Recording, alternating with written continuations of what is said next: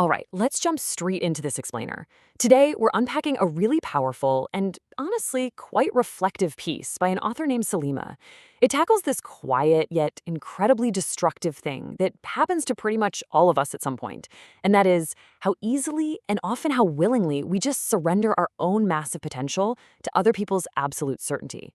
So, as we go through this, I want you to start thinking about your own life, your own goals, and maybe some of the voices that might be holding you back right now. The whole piece hinges on this one core idea. There is something deeply dangerous about a person who speaks with certainty. And, Salima argues that the danger isn't necessarily that these hyper-certain people are always wrong. No, the real danger is the weird psychological grip that certainty has over us. When someone speaks with absolute zero-doubt conviction, it literally bypasses our logical filters.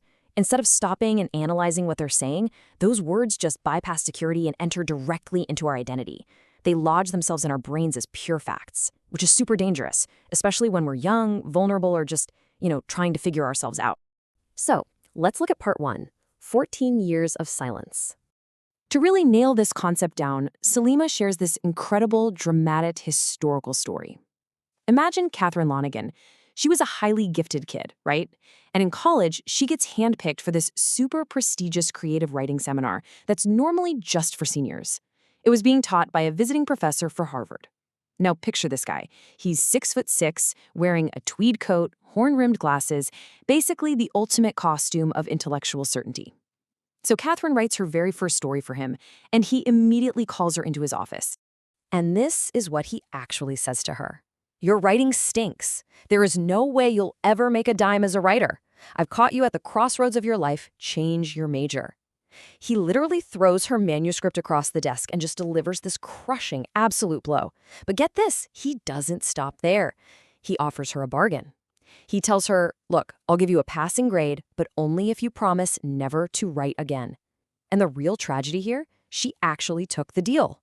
That very night, she goes up to the roof of her dorm, burns her manuscript in a metal bin under the winter sky, and vows she's done. She promises to deal only in reality from then on.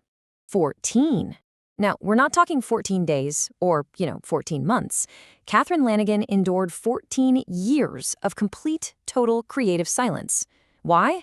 Because on one random afternoon, one single guy spoke with enough overwhelming certainty that she mistook his personal limitations for her own absolute truth. But, thankfully, the story doesn't just end there in silence. Years later, almost entirely by accident, Catherine is hanging out by a hotel pool and crosses paths with a group of journalists. They get to talking, and she quietly whispers her old, long-buried secret that she had once wanted to be a writer. And one of those journalists just looks right at her and simply says, if you wanted to be a writer, you would be a writer. Those simple, completely unassuming words somehow broke that 14-year spell. And boom, that single moment of permission unlocked everything. She went straight home, sat down, and wrote a book. Within months, it found an agent who called her startlingly talented. She went on to publish 33 books. I mean, we're talking massive blockbusters here, like Romancing the Stone and Jewel of the Nile, which both became huge hit movies. 33 books came out of a woman who is absolutely guaranteed by an expert that she had zero future. Which leads us perfectly into section 2, the modern authority trap. Because let's be real, this isn't just some dusty historical anecdote about tweed coats and typewriters. It is an everyday threat for us in the digital age. Salima brings this right to our front door with a parallel story from her own life. She was on YouTube one night trying to learn about platform growth. She clicks on a video from this super confident, highly edited creator who declares with absolute undeniable certainty that faceless channels have absolutely zero chance of succeeding. Today, authority doesn't look like a Harvard professor. Modern authority is basically just confidence, slick aesthetics, follower counts, or honestly just having a convincing accent. But the effect? It is exactly the same. But here's what Salima realized, and it's super important. The real danger wasn't actually what the YouTuber was saying. The danger was her own physical and mental reaction to it.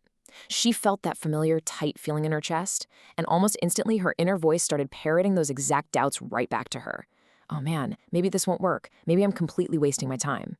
The danger is how incredibly fast we are willing to surrender our own thinking and just inherit a limitation that was never ours to begin with. And that brings us to a pretty harsh truth about where dreams actually die. Most dreams don't fade out in some dramatic movie-like climax.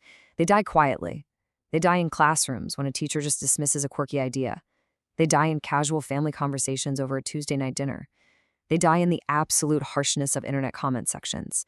And yeah, they die during midnight YouTube binges when someone who has never even seen your work tells you what is and isn't possible.